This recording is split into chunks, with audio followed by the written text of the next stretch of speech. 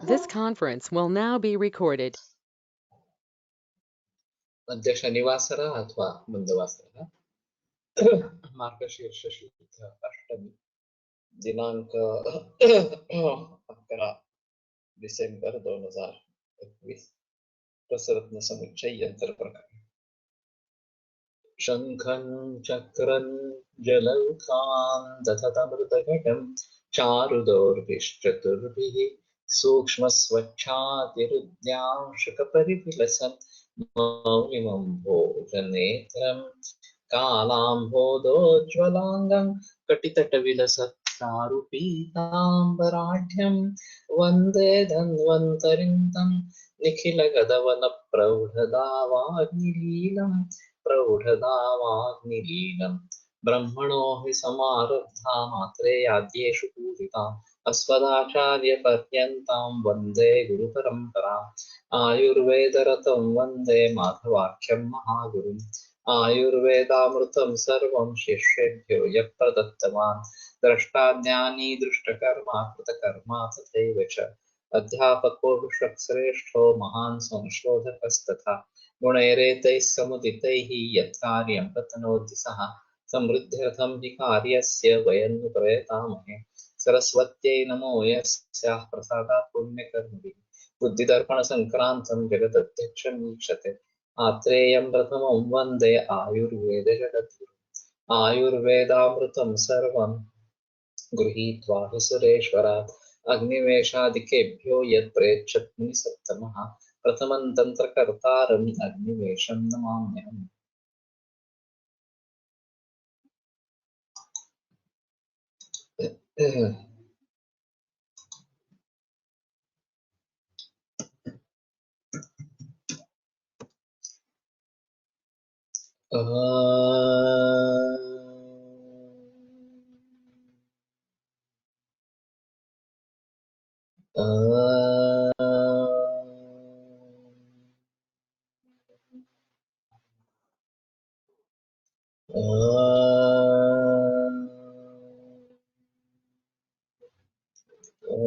शांति शांति शांति।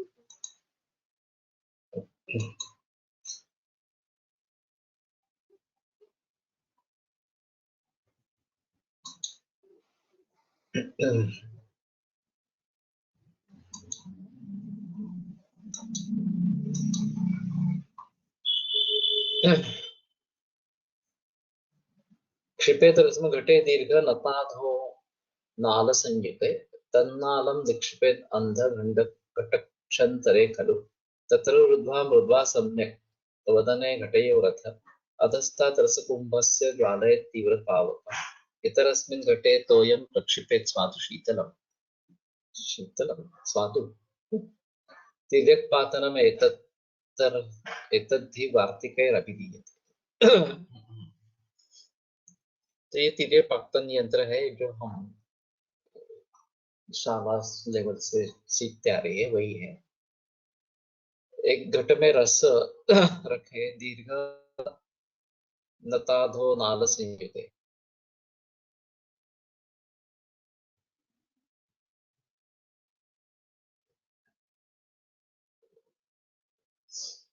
दीर्घ नत अधो नाल, तो दीर्घ एक होनी चाहिए, नत होनी चाहिए अधो नाल संयुत तन्नालं निक्षिपेत अन्य घटकुक्षंतरे खलु, और जो नाल है वो दूसरे घट के कुक्षी के अंतर में रखनी है, अंदर रखनी है।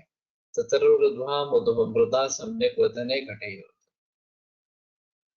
तो फिर मिट्टी से दोनों उसके जो छोर है, दोनों मुख है, वो ठीक तरीके से बंद करते। अधस्तात् रसकुंभ से डाले तीव्र पावक, और रसकुंभ जो है जिसमें रस रखा गया है उस कुंभ को तीव्र अग्नि देना है।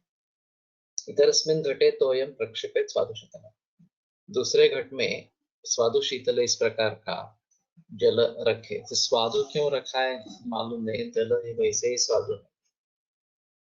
तिर्यक्पातनम एतत् ही वार्तिकैरभिधीयते, इसको तिर्यक्पातन इस प्रकार से कहते हैं। सिर्फ ये दीर्घ नतान धो नाल संयुते एक बार देखते हैं। दीर्घनता धीन ना धीनाल संयुते अधो नाल से दीर्घाकारः ननु निताभिमुखं च यत् अधोनालं तेन संयुते।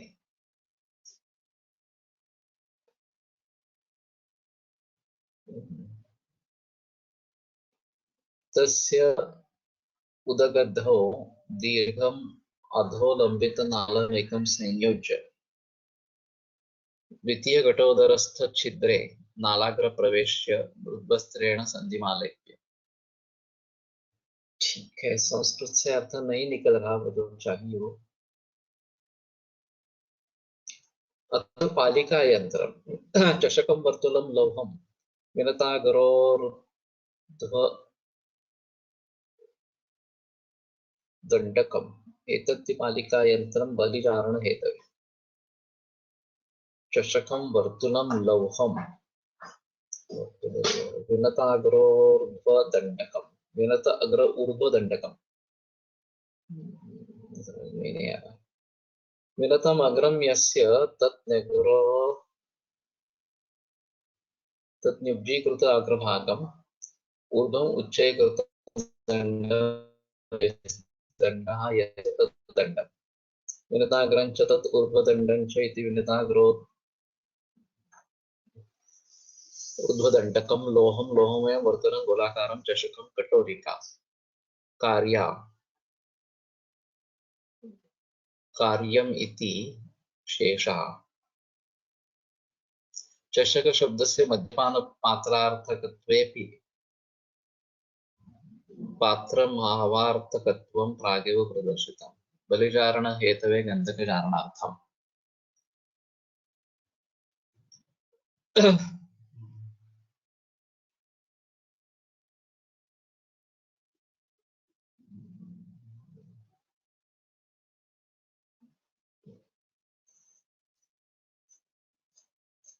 ये समझ में नहीं आ रहा।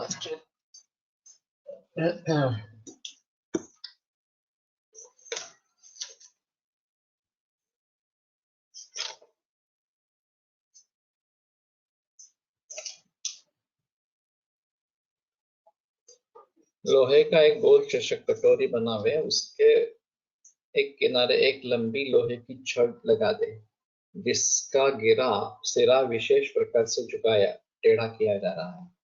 इस पालिका यंत्र कहते हैं। इसका प्रयोग जारण आदि में होता है।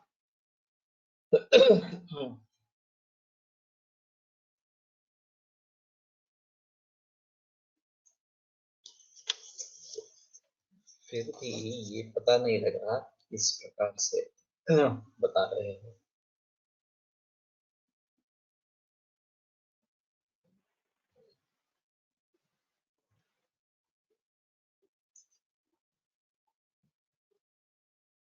चतुष्प्रस्थ घटयंत्र जलाधारश्चतुरंगुलिकाननः घटयंत्रमिति प्रोक्तं तदाप्यायनकं स्मृतम्। तो ये घट ही है। चतुष्प्रस्थ जलाधार, जितने चतुष्प्रस्थ जल रहेगा, चतुरंगुलिकाननः और 4 अंगुली जितना जिसका मुख है, घटयंत्रमिदं प्रोक्तं तदाप्यायनकं स्मृतम्। और तला अप्यायन इस प्रकार का भी उसको संज्ञा है। विधाय वर्तुलं गर्तम् अथ इष्टकायंत्रम् मल्लमत्र निधाय च विनिधयष्टिका तत्र मध्य गर्तवतीं शुभां गर्तस्य परितः कुर्यात् पालिका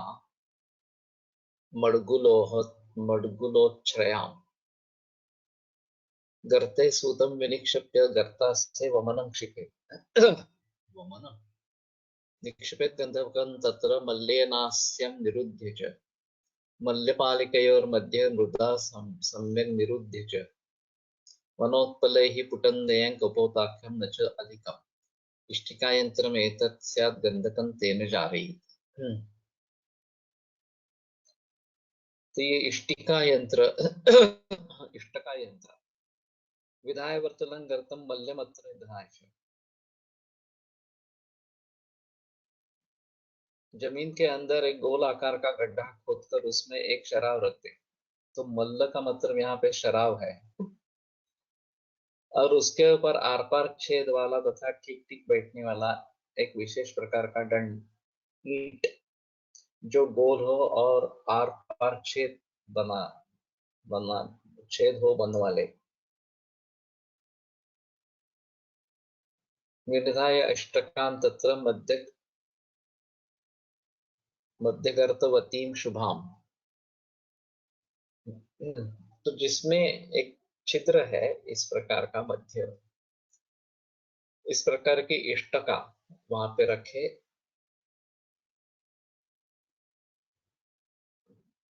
गर्तस्य परितः कुर्यात् पालिकां मंगुल पालिका मड्गुलोच्छ्रयाम, गांगुए पालिका मंगलोच्छ्रयाम। ठीक है। और उसके छेद के चारों ओर एक अंगुल ऊंचा आलवाल पानी बना दे।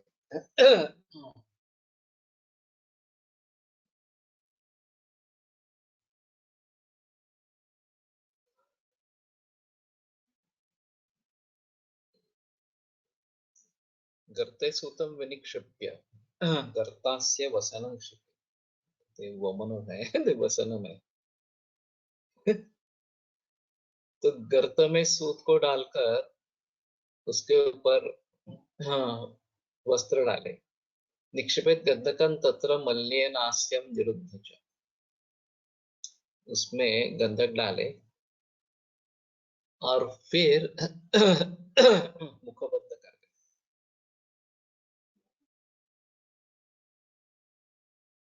इसके बाद ईंट के छेद में पारद भरकर और ऊपर से पाली के बराबर कपड़ा रख दे, और इसके बाद उस कपड़ा पर गंधक रखकर ऊपर शराब ओन दे, और पानी और पाली तथा शराब की संधि को पापड़ मिट्टी से बंद कर दे। इसके बाद शराब के ऊपर जंगली उपलों से कंपोत पुट क्या दे। इस यंत्र को इष्ट का यंत्र कहते हैं, इससे गंधक का जारण होता है।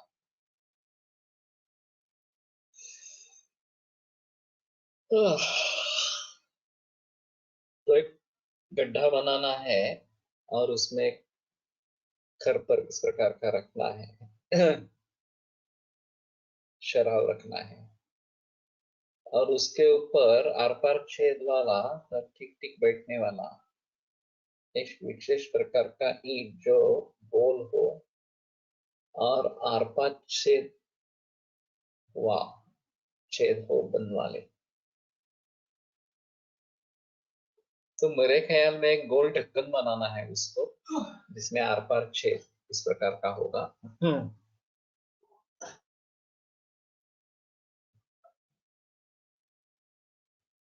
और फिर उस गर्त जो है उसके ऊपर पालिका अंगुलोच्चया इस प्रकार करनी है। ये जो बता रहे हैं कि ये आलवाल आड़ इस प्रकार का जैसे कहते हैं वो इस प्रकार का करे।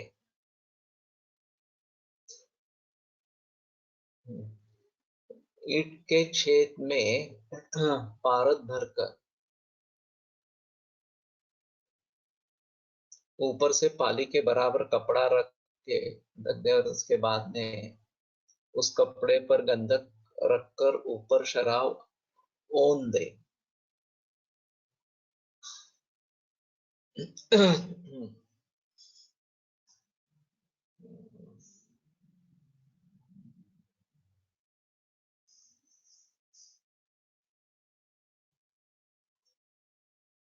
तो ये जो गर्त है उसमें पारद डालना है, लेकिन वो नीचे गिरेगा।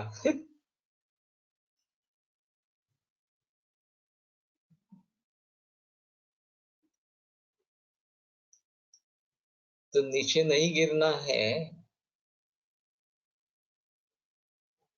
तो ये सिर्फ बीच में गर्त होना है, लेकिन इसमें पूरी तरह का होल न हो, ऐसा दिखता है तो पारद उसमें रहेगा। फिर वो जो ऊपर पालिका बनी है उसके ऊपर वस्त्र में गंधक रखे, और फिर उसको ढककर वनोत्पल से ऊपर से अग्नि दें।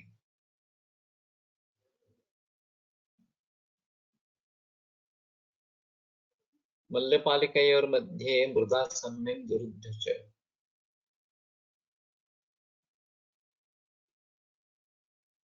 वनोत्पले पुटं देयं कपोताख्यं न चाधिकम्। इसमें कपो तो पुट देना है। इष्टिका यंत्रम एतत् गंधकम तेन जावी। तो गंधक पिघलकर पारद में समाविष्ट हो जाएगा। लेकिन ये नीचे वाला जो है वो केवल आधार के लिए है, ऐसा लगता है। मुझे लगा था कि वहां से वो नीचे के शराव में आएगा, लेकिन लगता तो है कि गंधक पिघल कर पारद में समा जाएगा, उसी गर्त में रहेगा। बीच में एक बार देखते हैं टीका में क्या है। पालिकाम आलवालम गोलाकारकं गर्तम एकम कृत्वा तत्र शरावं संस्थाप्य तदुपरि मध्यच्छिद्र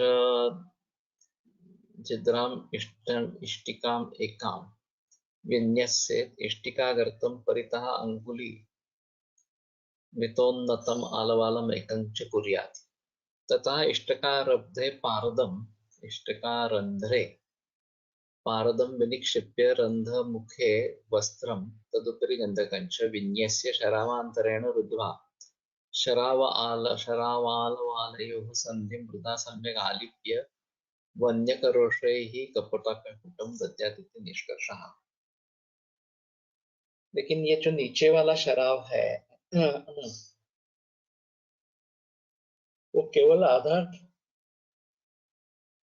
के लिए लग रहा है। ये जो बीच में गर्त बना गया है उसमें पारद रहेगा और गंधक पिघलकर उस पारद में समा जाएगा।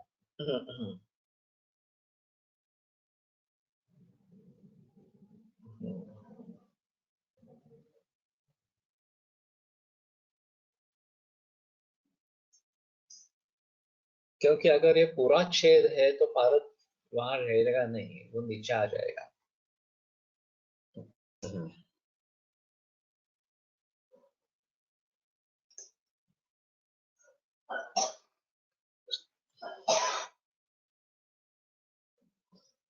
आकृति तो मेरे सामने है, लेकिन ठीक है, मैं एक बार देखता हूँ।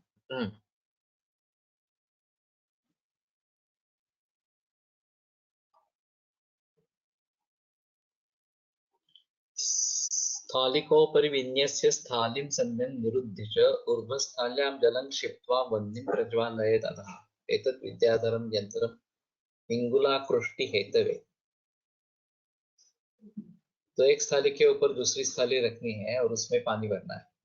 जलम क्षिप्त्वा वह्निं प्रज्वालयेत् अधः, नीचे वाले में पानी अग्नि देना है। ये विद्याधर यंत्र है हिंगुलाकृष्टि हेतवे। हिंगुल से पारद निकालने के लिए ये तो नीचे वाले थाली में पारद रखना है, तो फिर वो ऊपर वाले थाली के पीछे नीचे लग जाएगा। उसमें पानी रखना है। यंत्रस्थाली स्थालिं दुग्धां दत्वा निरुन्धयेत् यंत्रं डमरुकाख्यं तत् रसभस्म कृते हितम्। यंत्रस्थाली के ऊपर दूसरी स्थाली युग्जा दत्वा निरुन्धयेत्।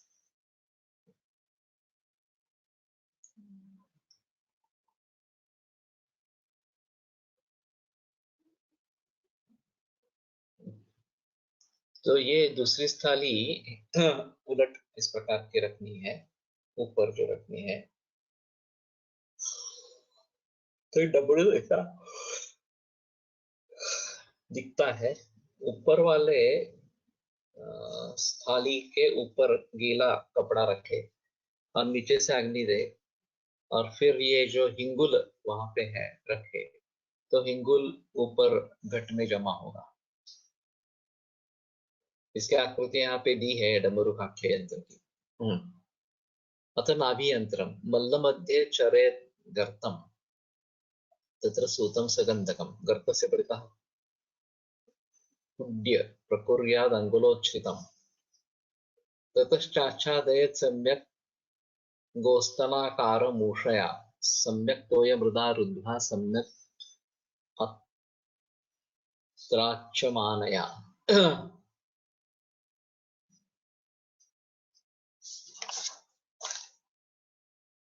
मल्लमध्ये खरेत शरेत खरेत नाही शरेत गर्तम तत्र सूतं स गन्धकं गर्तस्य कृतः कुड्यं प्रकुर्यात् अङ्गुलोच्छ्रितम् ततश्चाच्छादयेत् सम्यक् गोस्तनाकारमूषया सम्यक् तोयमृदा रुद्ध्वा सम्यक् अत्रोच्यमानया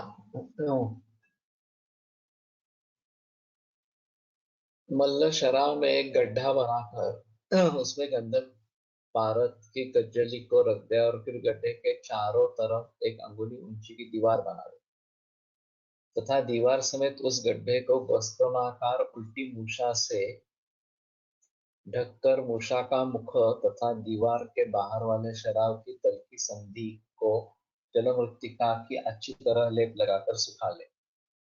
इसके बाद शराब में जल भर कर उसको चूल्हे पर चढ़ा दे। चढ़ाकर नीचे से लकड़ी का आग जला दे। इससे नाभि यंत्र कहते हैं। इस यंत्र को प्रसिद्ध रसविद नंदी आदि ने कहा है। इस पे पारक तथा गंधक का निधूम जारण हो जाता है। तो एक शराब लेना है, उसमें नीचे खड्डा बनाना है, गड्ढा बनाना है और उसमें गंधक और पारक रखना है। उसके बाजू में एक अंगुली इतनी भित्ति बनाई है और फिर उसके ऊपर एक गोस्तनाकार मूषा उल्टी तरीके से रखनी है और फिर बंधन उसका भली भांति करना है मृत्तिका और पानी से और नीचे से आग देनी है।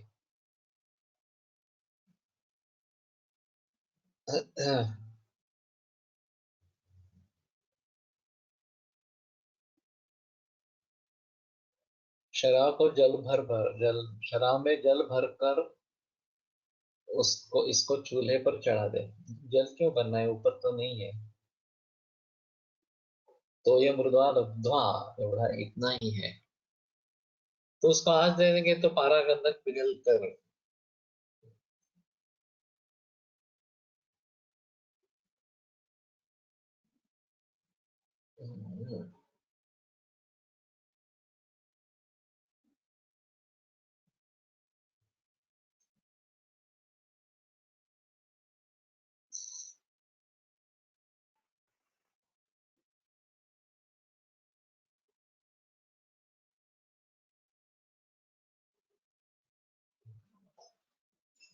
पारा और गंधक का निर्धूम जारण हो जाएगा। वो कब तक करना है ये तो बताया नहीं है। आलो आलाकारम इति यावत् कुड्य भित्तिः अत्रोच्यमानाय अत्र यत्र उच्यमानया कथं हत्यमानया तोय मृदा लेहवत् इत्यादिना वक्ष्यमाणया परिभाषितमृता इत्यर्थः। अत्र प्रथम सम्यक् आच्छादयति सम्यक् रुद्ध्वा तृतीय सम्यक् उच्यमानया संबध्यते तोयमृत प्रकारमाह लेहवत् इति।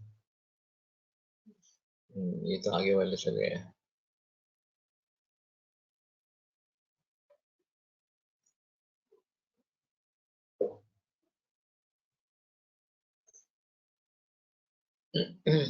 लेकिन ये अग्नि कब तक देना है? पारा और गंधक की मूर्छना हो जाएगी इसमें तब तक करने से वो मालूम नहीं वो ऊपर उठेगी क्या मूषा में, या मूषा का मतलब सिर्फ ढकने का है।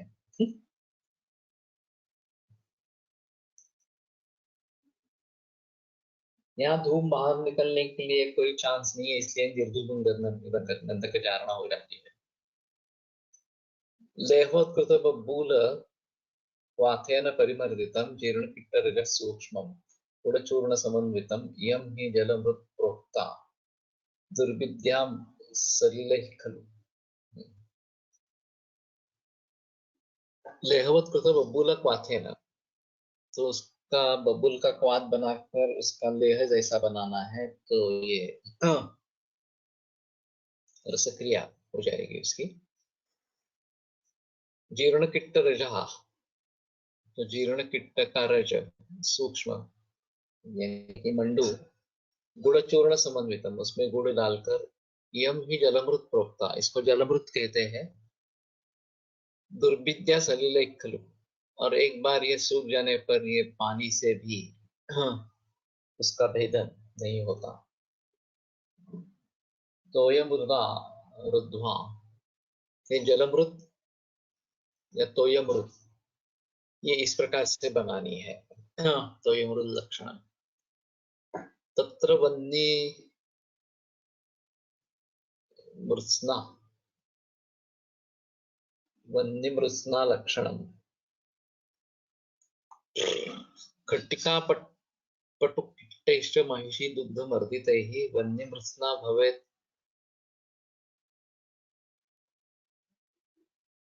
घोर वह्नितापसः खलु।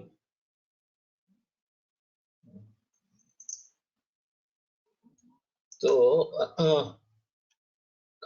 खटिका पटुकिट्टैश्च, खटिका यानी कि ये चौक, पट्टू यानी कि लवण, किट्ट इससे महिषी दूध मर्दित है, महिषी दूध से मर्दन करके, मदनी मृत्स्ना भवेद घोर वन्य तापसागर, तो मदनी मृत्स्न इस प्रकार का लेप हो जाता है। घोर वन्यतापसागर, और अत्यंत तीव्र अग्नि को भी वो सहन कर लेता है।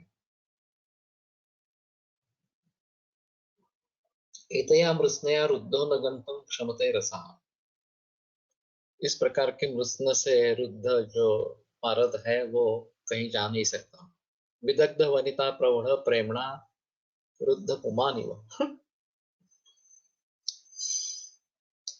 जैसे विदग्ध वनिता प्रौढ़ प्रेम वाली जो औरत है उससे रुद्ध पुमान कहीं इधर उधर भटक नहीं सकता, उस प्रकार से। नंदी नागार्जुनश्चैव ब्रह्म ज्योतिर्नीश्वरः व्यक्ति श्री सोमदेवश्च नापरः पृथ्वीतले। नंदी नागार्जुन ब्रह्म ज्योति मुनीश्वर, ये सब इसको जानते हैं। खटिया मिट्टी नामक नमक तथा लोह किट्टस, इन सब का कपटछान चूर्ण बनाकर तथा समान मात्रा में लेकर भैंस के दूध के साथ अच्छी तरह से घोट, यह इसको वन्य मृत्स्ना कहते हैं। यह इस मृत्स्ना से अवरुद्ध पारद बाहर नहीं निकलता था, इसे विदग्ध प्रवीण जवान स्त्री के प्रेम से बंधा पुरुष बंधा रहता है। अर्थात पात्र तथा ढक्कन की संधि को इस मिट्टी से लेप कर ऊपर से कुपड़ मिट्टी कर देने से पात्र के अंदर रखा हुआ पारद आँच पाने पर भी बाहर नहीं आता। इसके प्रभाव को नंदी नागार्जुन मुनीश्वर दोनों तथा समझो को छोड़कर कोई नहीं जानता। तो भारत को बद्ध करने के लिए यह अच्छा तरीका इस प्रकार का है। और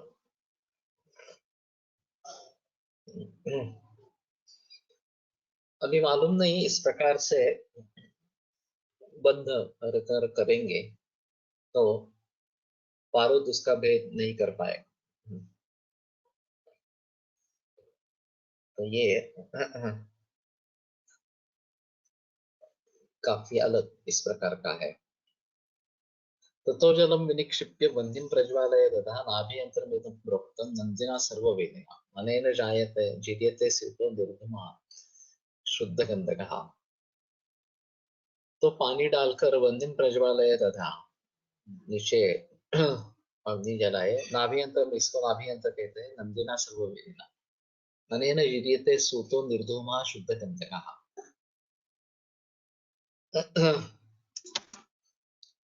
तो निर्धूम पद्धति से इसमें गंधक की जारणा हो जाती है। तो ये पानी रखेंगे तो बाजू में पानी और बीच में पारद और उसके ऊपर मूषा, ऐसा कुछ पिक्चर होगा। और ये पानी रखने का क्यों है?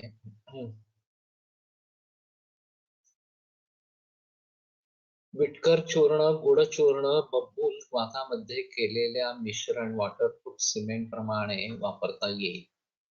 पावसाचे पाणी साठवण्यासाठी तुम्ही जो हौद केला होता त्याला याचा लेप दिला असता तर सक्सेस झाले असते. हाँ, उस समय में मैंने तो गुजरात से आदमी आया था, उसने किया, लेकिन उसका एक्सपर्टाइज नहीं था. गुड़ और चूना से मैंने किया था, उसने किया था उस समय में, लेकिन वो टिक नहीं पाया. और वो फिर सभी सिस्टम तोड़नी पड़ी, कुछ नहीं हो पाया उसमें. तो ये शायद बात होगी. अगर अंडरग्राउंड टैंक बनाना है, जैसा कि प्रचलन गुजरात और राजस्थान में है, तो उसमें इस प्रकार से लेप लगा सकते हैं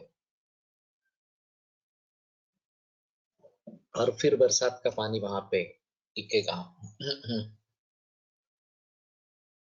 तो विटकर चूर्ण या ये बबूलवात की रसक्रिया ये महत्वपूर्ण है.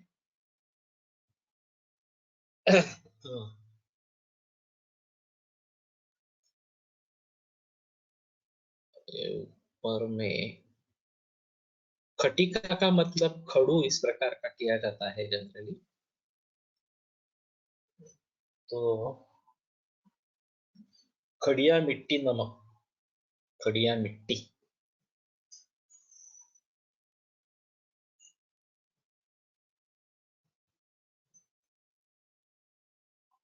हम्म, ये थोड़ा सा देखना चाहिए. चॉक पाउडर ये बात हो सकती है, नहीं तो तुम जैसे बता रहे हो विटकर का चूर्ण, गुड़ चूर्ण और बब्बू.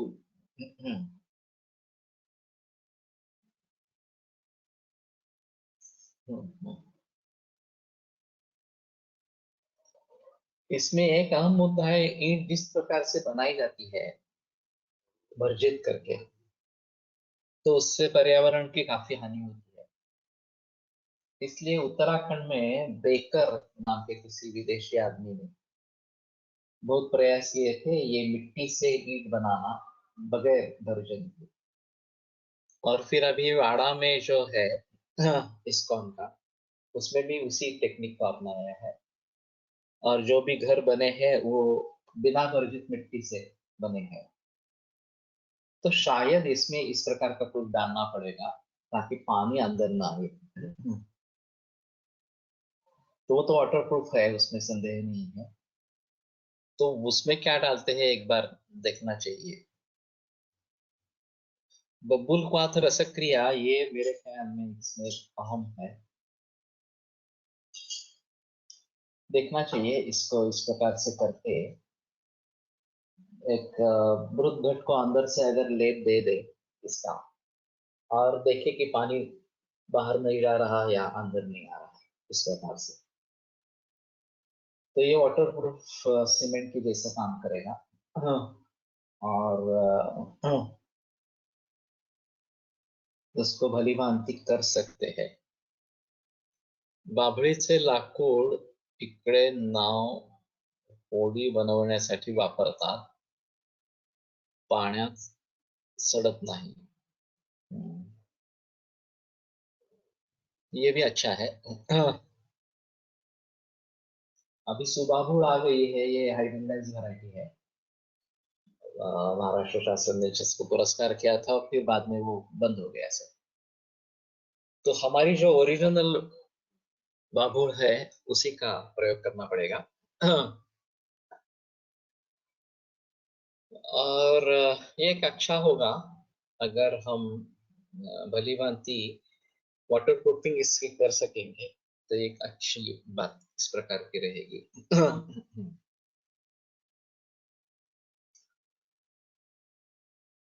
और इस प्रकार से अगर टैंक अंडरग्राउंड बनाएंगे भूमि के नीचे, तो एक बात हो सकती है कि इसमें हम वर्षा ऋतु में पानी इकट्ठा कर सकते हैं और वो पूरे बरस के लिए प्रयोग में ला सकते हैं।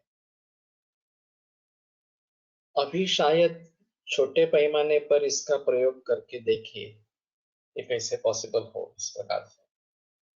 हमने बड़े पैमाने पर किया था प्रयोग लेकिन वो पूरा वेस्ट हो गया, उसमें कुछ रहा नहीं इस प्रकार से। तो ठीक है, बबुल का एक इसमें अहम रोल इस प्रकार का रहेगा। मूषा मूषोदराविष्टाम् आद्यन्तः समवर्तुलां चिबिटांश तले प्रोक्तं यत्रस्तयन्त्रं मनीषिभिः सूतेन्द्र रंधनार्थम ही रसविद्भिरुदीरिता। सूतेन्द्र रंधनार्थम,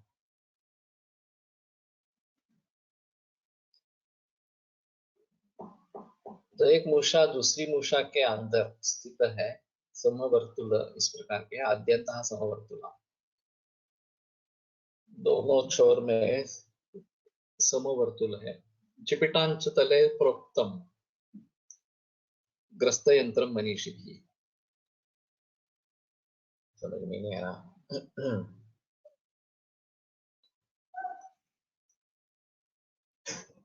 आदि से अंत तक समान मोटी लंबी चौड़ी तल में चिपटी तथा गोल आकार की एक मूषा बनाकर उसको दूसरी मूषा इस प्रकार की तथा उससे लंबी चौड़ी में प्रविष्ट कर दे। इस यंत्र को आचार्य ने ग्रस्त यंत्र कहा है। उसका प्रयोग पारद बंधन के लिए किया जाता है।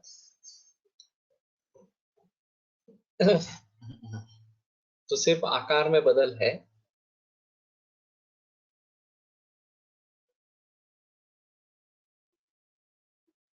समान मोटी लंबी चौड़ी तल में चिपटी तथा गोल आकार।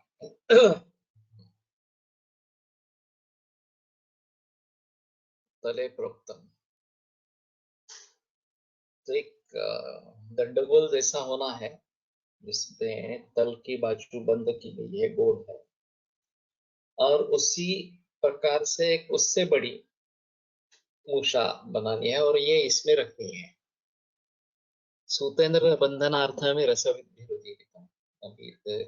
ये ग्रस्त यंत्र है।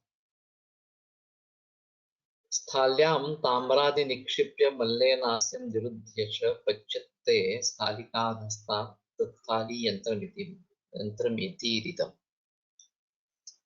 तो स्थाले ताम्रादि रखकर मल्लेनास्यं निरुध्य च, और फिर मुख उसका बंद करके पच्यते स्थालिकाधस्तात्, उस थाली के नीचे से अग्नि देते हैं, स्थाली यंत्र उसको कहते हैं।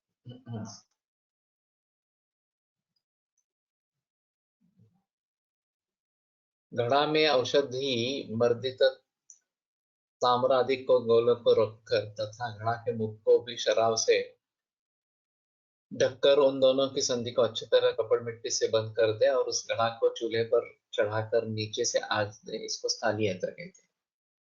तो ये निर्धूम इसी प्रकार का है।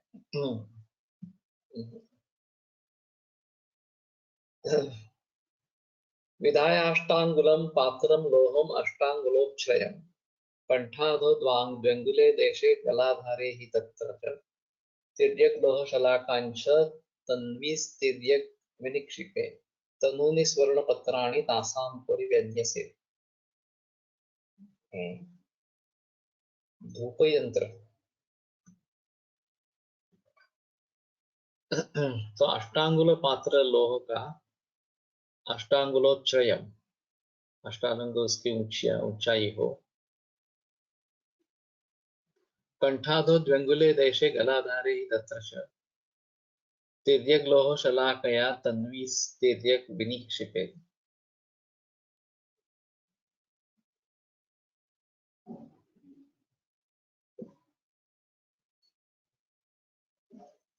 तो कंठ के नीचे द्व्यंगुल अंतर पर गलाधार जहाँ पे है उसमें तिर्यक लोह शलाकांश, लोह शला का तिर्यक इस प्रकार की तन्वी तिर्यक विनिक्षिपे, उसको तिरछा इस प्रकार से अंदर रख देना है। और तनु स्वर्ण पत्र उसके ऊपर रख दे। पत्रादो निक्षिपे धूमम वक्षमाणं यहैवहि तत्पात्रं निब्जपात्रेण छादयदपरेण मृदा विलिप्य सन्धिं च गन्धिं प्रज्वालयेदधः तेन पत्राणि कृतानि हतानि उक्तविधानतः रसश्चरति वेगेन धृतं गर्भे द्रवन्ति च गन्धका गन्धालकशिलानां हि कज्जल्या वा मृतादिना मृताहिना धूपनं सुवर्णपत्राणां प्रथमं परिकीर्तितं तारार्थं तारपत्राणि मृतवङ्गेन धूपयेत् धूपय चेथा योग्यैरन्यैरुपस अन्यैः उपरसैरपि धूपयन्त्रमिति प्रोक्तं कारणात् द्रव्यसाधने।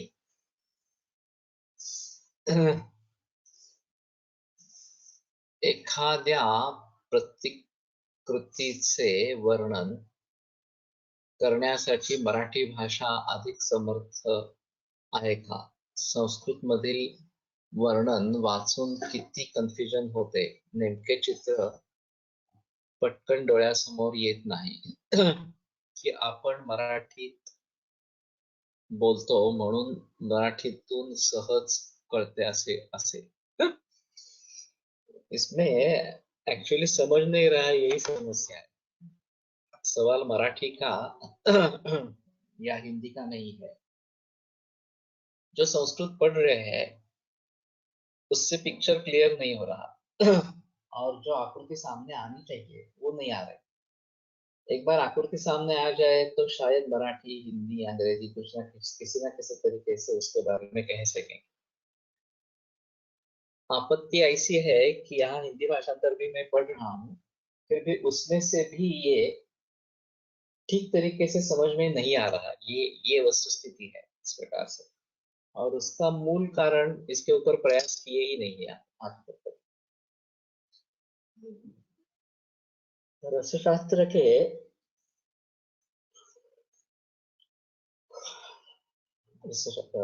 रसौषधि बनाने वाले जो वैद्य हैं उन्होंने भी इसके बारे में प्रयास ज्यादा किए होंगे तो एक अलग बात है लेकिन अगर प्रैक्टिकल एक्सपीरियंस इसके बारे में नहीं है तो ये थोड़ा आधा अधूरा इस प्रकार का रह जाए।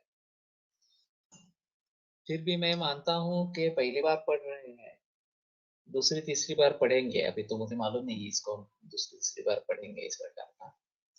नेहमी बघण्यात नाही त्या गोष्टी, त्यामुळे कळत नसेल। और प्रैक्टिकल जब तक करके नहीं देखेंगे तब तक ये आधा अधूरा इसी प्रकार का रहे। तो प्रैक्टिकल करना आरंभ कर देना चाहिए। सभी कर पाएंगे ऐसा मैं नहीं मानता, लेकिन जो भी कर सकते हैं वो जरूर उसका प्रैक्टिकल करें और इसका एक म्यूजियम जैसा बनाए। वैसे मैंने भी एक सुझाव दिया था आयुर्वेद का एक म्यूजियम बने इस प्रकार से। ये बात मुझे तब मेरे ध्यान में आई जब मैंने यहाँ अहमदाबाद में प्रदर्शनी देखी। वो तो अध्यात्म की हिसाब से है। धाम अक्षरधाम अक्षरधाम जब मैंने देखा तो वहाँ इलेक्ट्रिसिटी और इलेक्ट्रॉनिक इनके आधार पर लोगों को लुभावने वाली इस प्रकार की प्रदर्शनी है। वैसे तो है मूल उद्देश्य उसका जो है वो आध्यात्म के बारे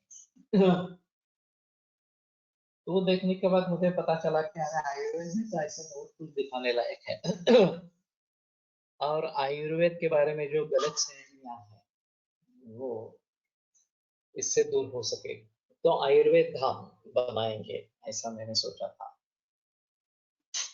मैंने ये बात सरदेशमुख सर से की, उन्होंने अक्षरधाम नहीं देखा था तो बोले कि ठीक है हम दोनों जाएंगे, एक बार देखेंगे और फिर आयुर्वेद धाम कैसे बनाएंगे उसके बारे में सोचेंगे। लेकिन उसको भी 5-6 वर्ष हो गए, हम दोनों को फुर्सत नहीं मिली है एक साथ अहमदाबाद जाने के लिए, वो वैसा ही रह गया। फिर मैंने सोनाली शिंदे से बात की, क्योंकि ये तो पुणे से नजदीक है, वाघोली भी वैसे नजदीक है। वाघोली में जमीन ज्यादा है, बहुत ज्यादा। लेकिन वो भी बोली हाँ करेंगे। उसने एक छोटा प्रारूप बनाने के लिए सोचा था। मेरे मन में तो भव्य दिव्य इसके बारे में संकल्पना है। और आयुर्वेद की विभिन्न परंपराएं, ब्रह्मा स्मृतमा विश्ववेद प्रजापति में भी ये जो चरक में बताई गई या वाग्भट में बताई गई, इस प्रकार की जो परंपरा है। सुश्रुत में आई हुई धन्वंतरि दिगोदास की जो परंपरा है, काश्यप की परंपरा है। तो इन सभी परंपराओं के बारे में रसशास्त्र की परंपरा नागार्जुन से शुरू हुई है। तो ये भी एक अलग परंपरा इस प्रकार की रहेगी। फिर हमारे ग्रंथ रहेंगे वहां पे। ये इतने सारे ग्रंथ संस्कृत में उपलब्ध है। आज लोग समझते हैं कि आयुर्वेद कुछ नुस्खे है इस प्रकार से। वो साइंस है, ये लोगों के सामने आना जरूरी है इस प्रकार का रहेगा। और फिर आयुर्वेदीय आहार वगैरह के बारे में, दिनचर्या के बारे में, ऋतुचर्या के बारे में इसमें काफी बहस इस प्रकार की होगी। और फिर रोगों के बारे में आयुर्वेद की दृष्टि से जानकारी होगी, पथ्यापथ्य के बारे में जानकारी इस प्रकार की होगी। और टेक्नोलॉजी का प्रयोग करके ये सब लोगों को अच्छी तरीके से दिखाई दे, लोग इसमें आकृष्ट हो जाए, ऐसा थोड़ा करेंगे। कौन सा गरिमा बैंगलोर तो इसके बारे में अच्छी तरीके से प्रयास कर सकते हैं। और उसके साथ में मरीज को देखने की भी सुविधा हो, हॉस्पिटल हो, एडमिशन कर सकते हो, वगैरह वगैरह इस प्रकार से। तो वाघोली आइडियल प्लेस है कि जहाँ इंस्टीट्यूट भी है, कॉलेज भी है, अस्पताल भी है। जगह बहुत ज्यादा है इस प्रकार से। और फिर इसके आधार पर आयुर्वेद का एक अच्छा सेंटर बन जाए, आयुर्वेद धाम, जो लोग वहां पे आएंगे देखने के लिए इस प्रकार से। और आयुर्वेद के शास्त्रीयत्व का प्रचार प्रसार इस प्रकार का हो। लेकिन ये बात अधूरी इस प्रकार की रह गई। इसमें दो चीजें हैं, एक तो विजन होनी चाहिए कि क्या कैसे करना है, क्या करना है, वगैरह वगैरह। दूसरी बात जगह होनी चाहिए। और तीसरी बात पैसे होने चाहिए। क्योंकि इसमें पहले तो पैसे डालने पड़ेंगे ये सब। हाँ काय म्हणे? अहमदाबाद वाल्यांकडनं जास्त पटकन होईल. जास्त लवकर होईल, ये पॉसिबल है। अहमदाबाद में ये जल्दी हो सकेगा इस प्रकार से। तो अक्षरधाम वैसे अहमदाबाद में है, दिल्ली में भी है, और कहाँ है मालूम नहीं है इस प्रकार से। ये लेकिन ये कमर्शियल ऑर्गेनाइजेशन इस प्रकार की है। और इतने बड़े पैसे, इतने ज्यादा पैसे खर्च करने पर सेल्फ सस्टेनिंग होने के लिए भी कमर्शियलाइजेशन आवश्यक इस प्रकार का। तो उसमें मूल्य रखा जा सकता है देखने के लिए, और फिर भी लोग आएंगे, इसमें कोई मुझे संदेह इस प्रकार का। लेकिन सिर्फ ऐसा है कि उसका उद्दिष्ट हमारा क्लियर होना चाहिए कि शुद्ध आयुर्वेद के स्वरूप को लोगों के सामने रखना, ये उसका उद्दिष्ट इस प्रकार का होना चाहिए। और आयुर्वेद एक शास्त्र है, ये लोगों को समझाने के लिए उसका प्रयोग करें। फिर उस पे काफी और अन्य भी बातें कर सकते हैं कि ये विभिन्न वीडियो अभी रख सकते हैं, दंत धावन है, नस्य है, अंजन है, वगैरह वगैरह इस प्रकार से। विभिन्न पंचकर्म वगैरह प्रोसीजर्स है, उसके बारे में वीडियो रख सकते हैं।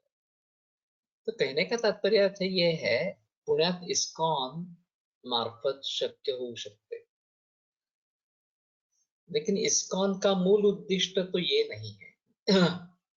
उसका तो अध्यात्म है मूल उद्दिष्ट जो है। हो सकता है अगर इसको आरोग्य और अध्यात्म इनको जोड़ दे तो ये हो सकता है। और जगह भी यहाँ पे इस्कॉन में जगह है, अच्छी जगह है, लेकिन लोग वहां आते हैं वो दर्शन करने के लिए हेतु आते हैं। वैसे वाघोली ही आइडियल है अभी के सिचुएशन में देखा जाए तो। अहमदाबाद में हो सकता है, क्योंकि जो दादा हर्डीकर वहाँ पे अच्छे बुजुर्ग वैद्य रहे, उन्होंने काफी काम किया है उन साधु साधियों के लिए। तो वो इस प्रकार की एक इंस्टीट्यूशन बनाना चाहते हैं इस प्रकार से। आयुष मंत्रालय मदद मालूम नहीं। पॉलिटिकल अगर हम करेंगे उसके बारे में तो ये काफी मुश्किल होगा। बेटर है प्राइवेट ऑर्गेनाइजेशन या कोई ट्रस्ट इसको करे. और फिर डिवोटीमध्ये आयुर्वेदाबद्दल बऱ्यापैकी अवेअरनेस आढळतो आणि पैसा पण बराच असतो त्यांच्याकडे. ये सही है, इसमें कोई संदेह की बात नहीं है. फिर भी उसका थोड़ा हिस्सा अध्यात्म से जुड़ा सदवृत्त का हिस्सा इस्कॉन बना सकते हैं शायद. मूल रूप से सभी आयुर्वेद को अगर सामने लाना है तो आयुर्वेद कॉलेज, आयुर्वेद अस्पताल, जहाँ पे जगह हो, यही अच्छा है. वैसे कोयम्बतूर के नजदीक ये जो विलेज बनाया है, आयुर ग्राम, या नाम याद नहीं आ रहा, वहां पे भी ये बात अच्छी तरीके से हो सकती है. वो तो कमर्शियल है और ज्यादातर विदेशी लोग ही वहां पे ट्रीटमेंट करने के लिए आते हैं, लेकिन ट्रेडिशनल बहुत अच्छा रखा. तो कृष्ण कुमार जी अब नहीं रहे. कृष्ण कुमार जी की विजन एक अलग विजन थी और वो इस बात को भली भांति समझ पाते. तो कहने का तात्पर्य अर्थ ये है कि आयुर्वेद का प्रचार प्रसार किस तरीके से हो, इसके बारे में थोड़ा सोचना है. और शास्त्रीय स्वरूप उसका व्यक्त होता रहे, ये हमें करना है. तो अभी देखते हैं. सोनाली सिंह से मैं बात करूंगा छोटे पैमाने पर. उसका कहना था कि हम यहाँ पे कर पाएंगे इस प्रकार से. अभी कंस्ट्रक्शन तो हुआ है उनका. उनके मन में क्या क्या है ये एक अलग बात इस प्रकार की रहेगी. लेकिन मेरे मन में जो संकल्पना है वो भव्य दिव्य इस प्रकार की संकल्पना है. और ये काम करेगी. जैसे अक्षरधाम पॉपुलर हुआ इस प्रकार से आयुर्वेद धाम भी पॉपुलर होगा और आगे उससे पैसा मिलेगा. ऐसा मुझे नहीं लगता कि जो इन्वेस्टमेंट हमने करी है उससे रिटर्न्स हमें नहीं आएंगे. रिटर्न्स आएंगे, लेकिन वो उस तरीके से होना जरूरी इस प्रकार का रहेगा. और कम से कम आयुर्वेद छात्रों को तो वहां पे लेके आ सकते हैं. सभी भारत भर से जो आयुर्वेद महाविद्यालय है उनके छात्रों के लिए यहाँ किट्स अरेंज कर सकते हैं. और आयुर्वेद छात्रों को भी आयुर्वेद के बारे में मालूम होना बहुत जरूरी है कि कितनी बड़ी परंपरा है और कितना व्यापक इसका स्वरूप है. ये छात्रों के सामने अगर नहीं आएगा तो थोड़ी मुश्किल इस प्रकार की बात होगी. और फिर वहीं पे गुरुकुल भी चला सकते हैं, निवास की व्यवस्था हो सकती है, गुरुकुल चला सकते हैं. तो बहुत सारी चीजें हैं इसको सामने रखते हुए हम कर सकते हैं. तो मैं मानता हूँ कि ये एक अच्छी संकल्पना है और उसको भली भांति हम निभा सकते हैं इस प्रकार से. तो विजन होना एक अलग बात है, पूरी सामग्री इस प्रकार की होना, पैसा होना, ये एक अहम मुद्दा इस प्रकार का है. और ये स्वामी नारायण टेम्पल इसका ट्रस्ट है और उनके जरिए ये सब अक्षरधाम के निर्माण किए गए. तो ये जो विजन रहेगी वो अलग इस प्रकार की रहेगी. शायद ये बात रविशंकर से भी हो सकती है. श्री श्री रविशंकर के पास आयुर्वेद और अध्यात्म दोनों के सिलसिले में उनके पास कल्पनाएं हो सकती है, पैसा भी हो तो उनके पास भी ये कल्पना हो सकती है, उनके पास जगह भी है काफी जगह इस प्रकार से। लेकिन विजन नहीं है तो कुछ नहीं है। विजन आवश्यक है, फिर बाकी संभार इकट्ठा किया जा सकता है। तो थोड़ा देखेंगे कि इस प्रकार से अगर हो सकता है तो उसमें फिर ये सब यंत्र वगैरह सब रख सकते हैं, प्रैक्टिकल उसका दिखा सकते हैं। ये अगर बात हो सकती है तो छात्रों के लिए एक अच्छा ट्रेनिंग सेंटर बन जाएगा। मेरे में ख्याल में ऐसा था कि गुरुकुल विभिन्न स्तर का हो, यूजी के लिए अलग हो, पीजी के लिए अलग हो, रसशास्त्र के लिए अलग इस प्रकार का हो, संहिता मूल टीका पढ़ने के लिए अलग इस प्रकार का हो। लेकिन हुआ नहीं, एक ही गुरुकुल कैसे वैसे चला रहे हैं। तो विभिन्न तरीके से गुरुकुल के बारे में भी सोच सकते हैं और पूरे विश्व भर से इसमें लोग आ सकेंगे।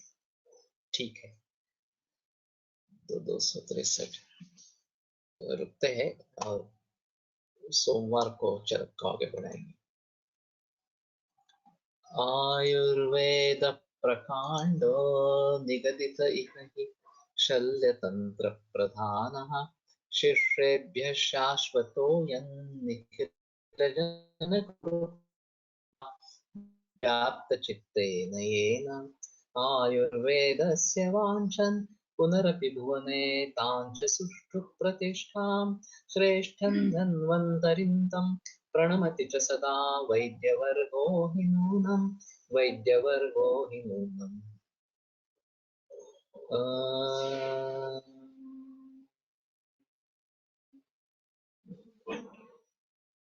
ओम